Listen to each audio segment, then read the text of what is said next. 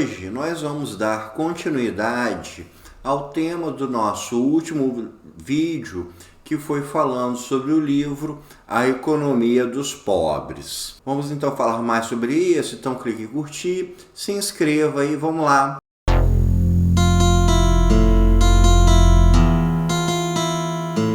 No último vídeo, a gente comentou sobre o livro A Economia dos Pobres, dos economistas Abhijit Banerjee e da Esther Duflo.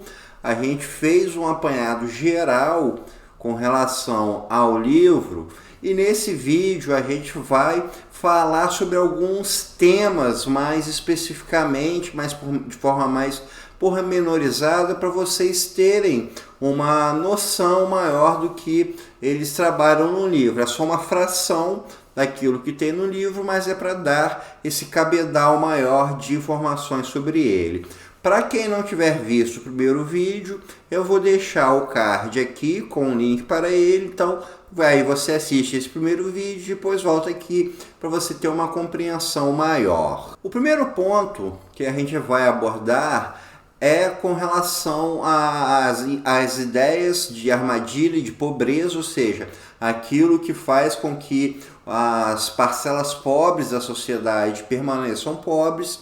E o primeiro tópico que a gente vai falar é sobre alimentação e saúde.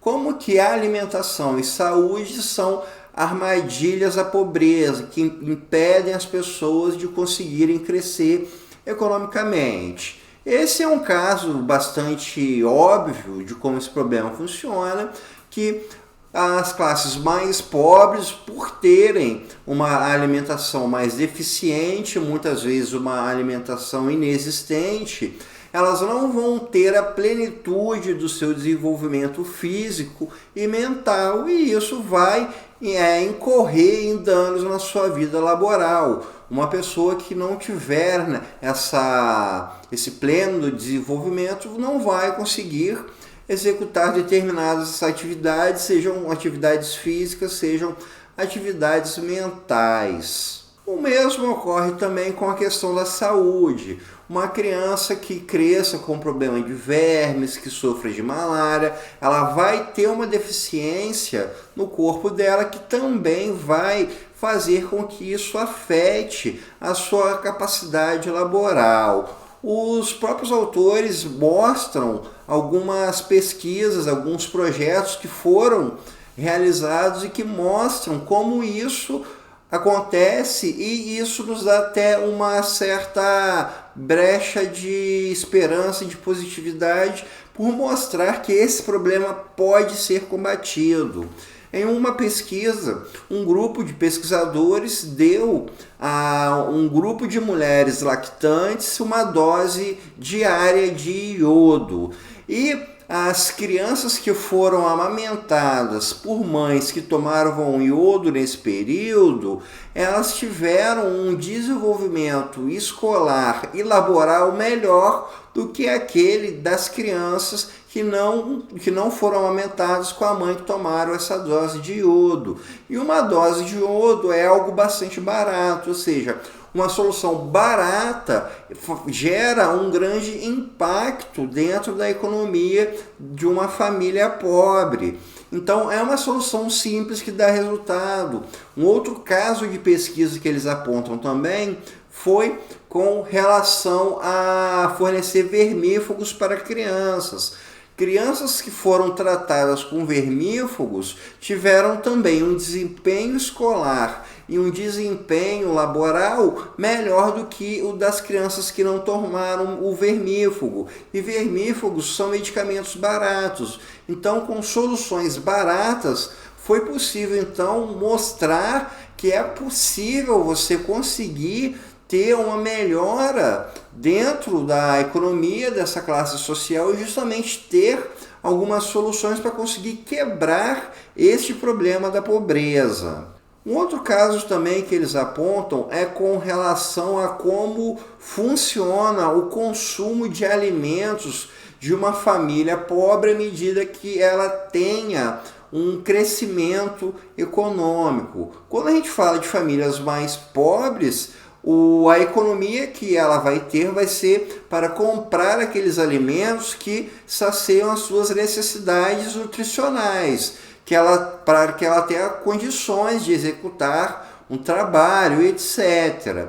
Então, quando uma família começa a ter uma determinada renda, começa a ter uma atividade laboral maior e com isso a sua renda aumenta, os pesquisadores detectaram que esses grupos começam a optar não mais tanto por alimentos que tenham uma carga nutricional tão alta, mas sim por alimentos que sejam mais saborosos, que ofereçam algum tipo de prazer, como por exemplo refrigerantes, comidas ultraprocessadas, etc. Ou seja, esses grupos, existe uma tendência a justamente querer esse consumo mais conspícuo, digamos assim, né?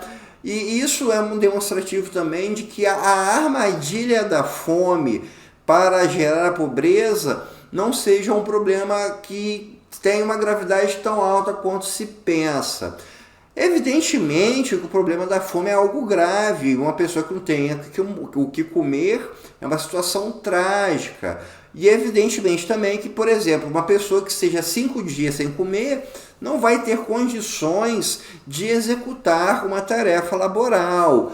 Mas a questão é que essas pesquisas mostram que, do ponto de vista da questão da capacidade de trabalho, o combate à fome é algo, digamos assim, mais rápido do que se imagina. Uma certa quantidade de calorias já dá a uma pessoa as condições para que ela exerça uma função laboral. E isso também mostra um certo aspecto positivo para se enxergar essa questão de como a fome atinge ou como ela provoca um efeito dominó de pobreza, e é algo que pode ser quebrado com facilidade através, por exemplo, de você ter melhores condições de nutrição para essas famílias. Um caso que eles citam é de um país em que o governo começou a pulverizar na merenda escolar uma certa quantidade de nutrientes, justamente para que as crianças tenham uma alimentação mais rica e que tenham um desenvolvimento a longo prazo melhor. Ou seja, então é algo que tem plenas condições de ser combatido. Um outro tópico que eles apontam também é com relação a um certo preconceito, que seria aquele de que as famílias pobres não conseguem racionalizar suas finanças, que eles não teriam um conhecimento financeiro e por causa de não ter esse conhecimento financeiro, você teria então uma perpetuação da pobreza por causa disso. Tem até um meme de um sujeito falando de uma boçalidade, né? Falando que se você der 7 mil reais para uma pessoa pobre, ela vai comprar um iPhone. Se você der 7 mil reais para uma pessoa rica, ela vai pegar os 7 mil, vai investir e vai fazer mais dinheiro. Isso na prática não se comprova como algo que seja real, que seja concreto, porque ao se analisar justamente famílias pobres, constatou-se que existe sim uma grande lógica de economia, de planejamento financeiro, de fazer poupança, de uma série de formas de lidar com o dinheiro que visa justamente a ter um planejamento para si, como por exemplo, fazer uma poupança para se conseguir para algum caso de problema de saúde, ou então a própria formação de pequenas cooperativas de poupança comum. Por exemplo, digamos que numa vila você tenha 30 pessoas que façam uma espécie de caixa coletivo. Esse caixa coletivo é justamente para oferecer apoio caso alguém tenha um problema de saúde, ou então caso alguém queira fazer algum determinado investimento, pode pegar uma parcela desse dinheiro que é administrado por todos. E da mesma forma também, como pequenos bancos que oferecem serviço de poupança para esses grupos. Então, quando se fala nas classes pobres, existe sim todo um mecanismo econômico que eles desenvolvem dentro daquela sua realidade. A gente pode pegar o caso do produtor rural, que precisa ter um cálculo matemático muito eficiente, porque ele vai ter um período de plantio, de crescimento da sua produção agrária e a colheita. E só após o período da colheita que ele vai conseguir de fato receber. Então é constatado que esses grupos têm esse planejamento familiar, esse planejamento financeiro, para que você tenha esse tipo de trabalho a longo prazo, como é o caso da agricultura. Então é um preconceito dizer que famílias pobres não conseguem ter uma gestão dos seus recursos, que sejam incapazes de fazer uma poupança, que queiram apenas ter um consumo de produtos supérfluos, como é o caso de comprar um celular. E existe uma outra questão também, que é o caso de que os grupos de classe média e classe mais alta, eles conseguem suprir as suas necessidades básicas e ainda há uma sobra de dinheiro que vai para outras coisas. Uma família de classe média vai conseguir pagar aí os seus itens de necessidade básica, como por exemplo a sua alimentação, água, medicamentos, etc. E ainda vai sobrar dinheiro para outras eventualidades, como lazer, ir a restaurantes, comprar aparelhos eletrônicos, como telefones celulares, etc. Já para uma família pobre, essa sobra de dinheiro é bem mais escassa, o que novamente, um outro caso que os autores também apontam dentro desse ciclo de pobreza é a questão dos costumes.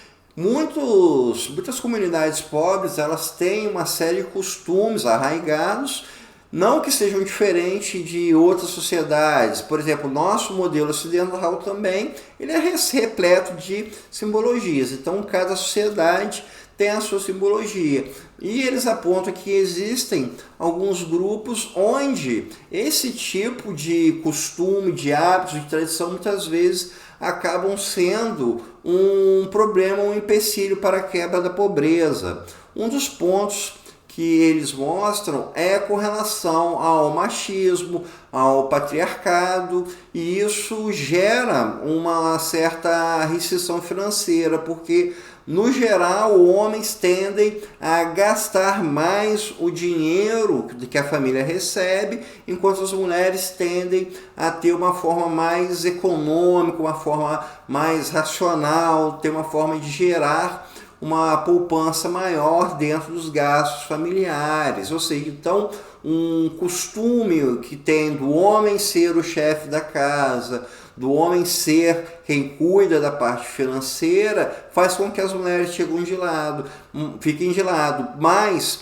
quando fizeram justamente projetos em que estimulou-se a mulher a ser a gestora financeira da residência, houve justamente uma poupança maior. Isso nos mostra, então, como quando você tem um equilíbrio entre homem e mulher dentro de uma sociedade, é bem mais propenso que você tenha uma capacidade de uma família de ter uma poupança mais rentável, uma gestão melhor dos seus recursos. Então, essa questão dos hábitos, das tradições, eles podem, em alguns locais, funcionarem sim como armadilhas da pobreza. Um outro ponto que é extremamente relevante quando se fala sobre a questão da pobreza, e principalmente quando se fala em ferramentas para quebrar a pobreza, é o microcrédito.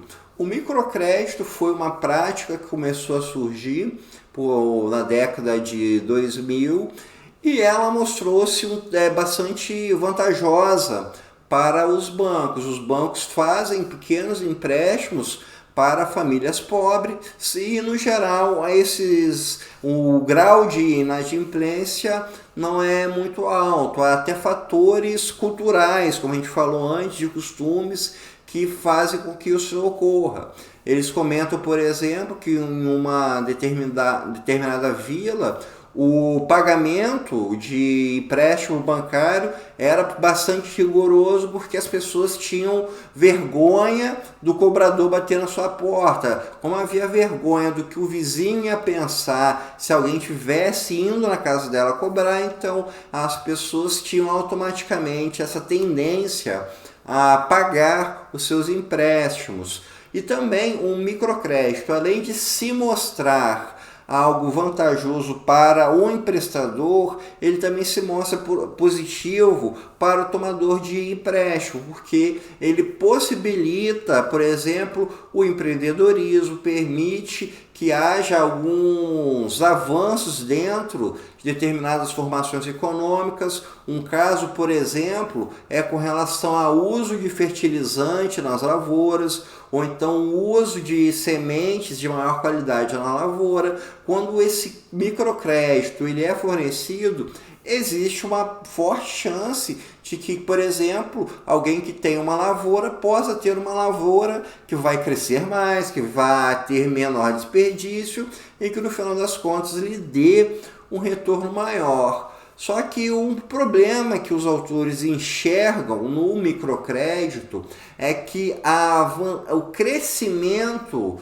que esses grupos tiveram através do microcrédito, isso analisando diversas instituições financeiras em diversas sociedades, é que essa margem de crescimento não é tão alta. Percentualmente é até alto, mas quando você fala em números absolutos, nem tanto. Como, por exemplo, se você tiver uma pessoa que ganha R$100 e ela passa a ganhar R$125, proporcionalmente a renda dela aumentou 25%, mas sair de R$100 de renda para R$125 de renda, em valor absoluto, é um ganho quase irrisório. Pode servir para melhorar um pouco a alimentação, mas não é algo que vai quebrar essa armadilha da pobreza. Então, dentro dos muitos temas, é um que eles colocam justamente que, de fato, dá resultados, mas os resultados não são tão vultuosos assim. Então, a gente trabalhando com esses temas, a gente tem uma visão geral sobre a obra. Isso que a gente discutiu é apenas uma pequena parcela de tudo aquilo que os autores têm para apresentar. A obra ela trabalha com uma quantidade muito vasta de projetos que foram realizados, de análise, etc. Mas a expectativa aqui nesse vídeo é justamente para que vocês tenham uma noção do que os autores trabalham na obra e tenham também o interesse em lê-la, porque ela é muito importante para a gente compreender melhor o nosso mundo atual. Então, pessoal, isso é tudo por hoje. Espero que vocês tenham gostado e até o nosso próximo encontro.